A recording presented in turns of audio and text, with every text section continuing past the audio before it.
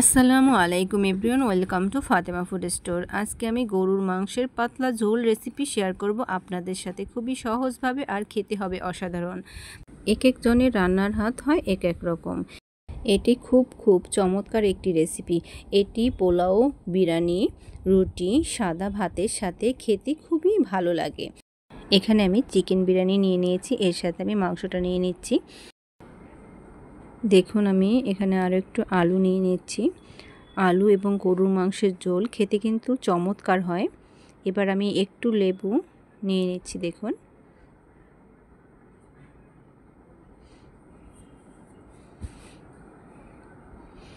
এটা কিন্তু খেতে মাশাআল্লাহ দারুণ হয়েছে। দেখুন মাংসটাও কিন্তু একবারে নরম হয়ে গেছে। এটা চালের রুটির সাথে কিন্তু খেতে অসাধারণ হয়। ঘরে থাকা সকল উপকরণ দিয়েই এই মাংসের রেসিপিটা আমি শেয়ার করব আপনাদের সাথে।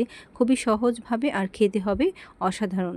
দেখুন এখানে আমি গরুর মাংস নিয়ে নিয়েছি। এটাকে আমি ভালোভাবে ধুয়ে পরিষ্কার করে নিয়েছি। এবার আমি এটাকে দিয়ে নিলাম। এর মধ্যে একে একে মশলাগুলোকে দিয়ে নিচ্ছি। এখানে আমি দিয়ে দিচ্ছি 1 চা চামচ রসুন বাটা, দিয়ে দিচ্ছি 1 চা চামচ আদা বাটা।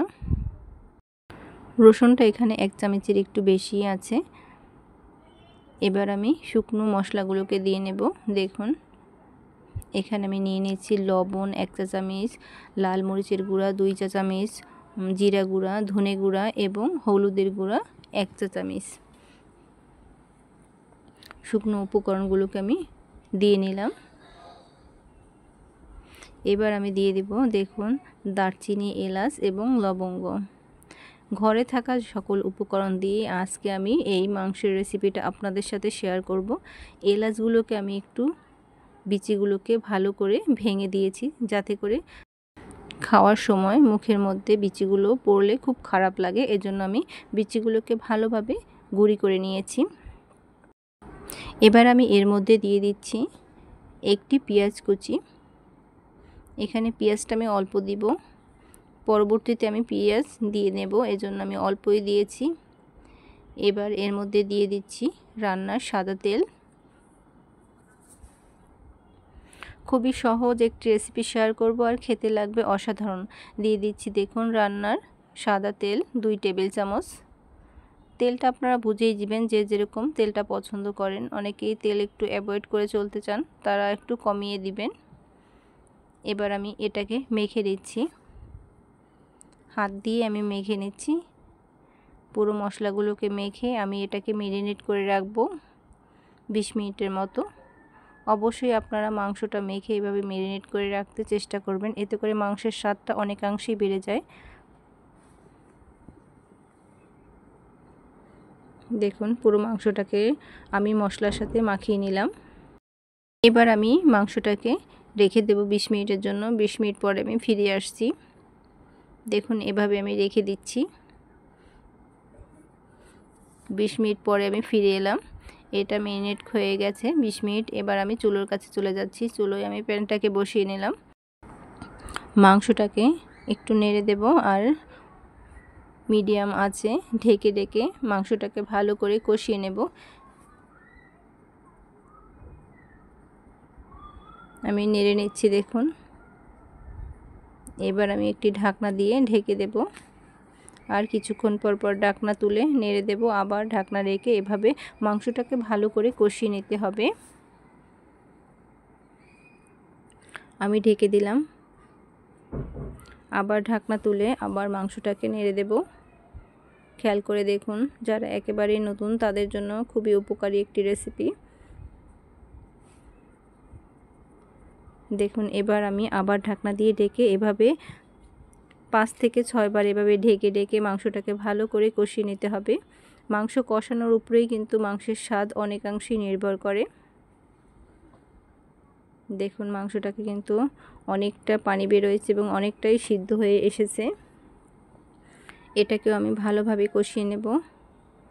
পুরো ভিডিওটা দিতে গেলে ভিডিওটা অনেক বড় হয়ে যাবে, এজন্য আমি কেটে কেটে দিচ্ছি। দেখুন মাংসটা কিন্তু অনেকটাই কষানো হয়ে গেছে। মাংসটা কিন্তু অনেকটাই সিদ্ধ হয়ে আসছে। এ পর্যায়ে মাংসটা কষানো হয়ে গেছে। এ পর্যায়ে আমি দিয়ে দেব কেটে রাখা আলুগুলোকে আমি এখানে 5টার মতো আলু নিয়ে নিয়েছি। এটাকে কেটে টুকরো করে ধুয়ে পরিষ্কার করে এর মধ্যে দিয়ে দিলাম। আলু গরুর মাংসের ঝাল ঝাল পাতলা ঝোল রেসিপি। এটা আলু দিয়ে দারুণ হয় খেতে। আমার কাছে তো খুবই পছন্দের একটি খাবার আলু দিয়ে গরুর মাংস। আর এরকম পাতলা ঝোল হলে আর তো কথাই নেই। দূরের কাছের দেশ ও দেশের বাইরে যে যেখান থেকে আমার ভিডিওটি দেখছেন, আশা করি ভিডিওটি ভালো লাগবে। ভালো লাগলে লাইক, শেয়ার, কমেন্ট করে নিয়মিত চ্যানেলের সাথে থেকে চ্যানেলটিকে সাবস্ক্রাইব করে রাখবেন। আর নিত্য নতুন এরকম ভিডিওর আপডেট পেতে চ্যানেলের বেল বাটনটি অন করে রাখবেন। এতে করে আমি যখনই নতুন কোনো ভিডিও আপলোড করব সাথে সাথে নোটিফিকেশন পাবেন সবার আগে। দেখুন এটা কিন্তু আলু এবং মাংসটা ভালোভাবে কষানো হয়ে গেছে আমার। দেখুন কালারটা অনেকটাই চেঞ্জ হয়ে গেছে। এবার আমি এর মধ্যে দিয়ে দেব পানি। যেহেতু আমি এখানে একটু পাতলা ঝোল ঝোল রাখবো, এজন্য একটু পানিটা বেশি দেব। দেখুন এর চেয়ে বেশি দেওয়ার দরকার নেই। এবার আমি নেড়ে চেড়ে ভালো করে মিক্স করে নিচ্ছি। এবার ঢাকনা ঢেকে 5 মিনিট এভাবে ঢাকনা ঢেকে রান্না করে নেব আমি। তার মধ্যে ঢাকনা আমি তুলব না। ঢাকনা দিয়ে ঢেকে রান্না করলে মাংসটা কিন্তু খুব দ্রুত সিদ্ধ হয়ে যায়, বেশি একটা সময় লাগে না। দেখুন 5 মিনিট পরে আমি একটু নেড়ে দিলাম।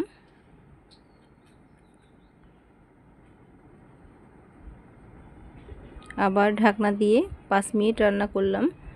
এবার ঢাকনা তুলে রেখে দিলাম। দেখুন এরপরে আর কোনো ঢাকনা দেব না।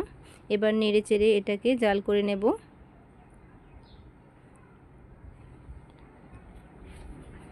আর মাঝে মাঝে একটু নেড়ে দেব। দেখুন মাংসটা কিন্তু প্রায় হয়ে এসেছে।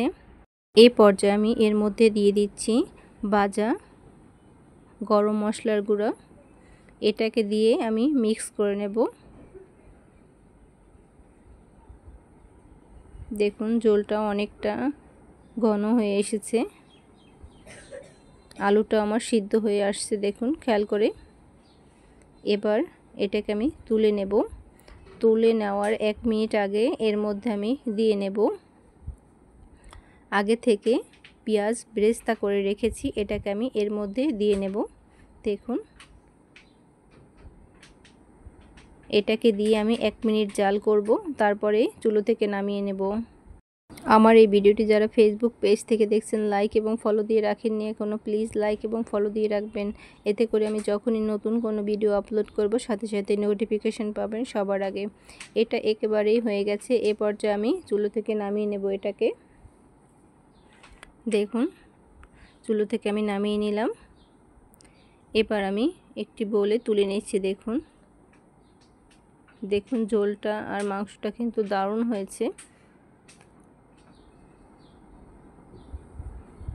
এই যে পুরো মাংসের রেসিপিটা আমার তৈরি হয়ে গেল খুব সহজে।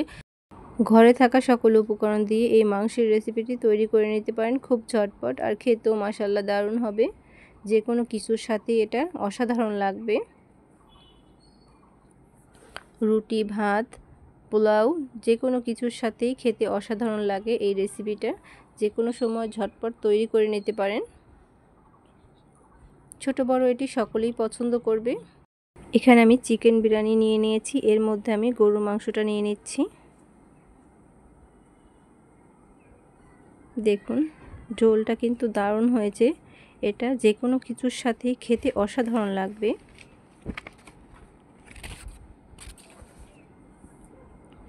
সাথে আলু, লেবু নিয়ে নিচ্ছি আমি। এটা খেতে কিন্তু অসাধারণ হয়। যে কোনো কিছুর সাথে এটা খেতে দারুণ হয়। আপনারাও বাসায় ট্রাই করবেন আর আমাকে কমেন্ট করে জানাবেন। মাশাআল্লাহ খেতে দারুণ হয়েছে। এবার আমি দেখিয়ে দিচ্ছি মাংসটা কেমন নরম হয়েছে। দেখুন মাংসটাও কিন্তু একেবারেই নরম হয়ে গেছে। মাশাআল্লাহ দারুণ হয়েছে এই মাংসের রেসিপিটা। এটি যে কোনো কিছুর সাথেই অসাধারণ হয় খেতে। এরকম আবহাওয়ায় এই রেসিপিটি কিন্তু অসাধারণ। এক একজনের হাতের রান্না এক এক রকম। আপনারাও এভাবে ট্রাই করে দেখবেন আর আমাকে কমেন্ট করে জানাবেন। আসসালামু আলাইকুম, আল্লাহ হাফেজ।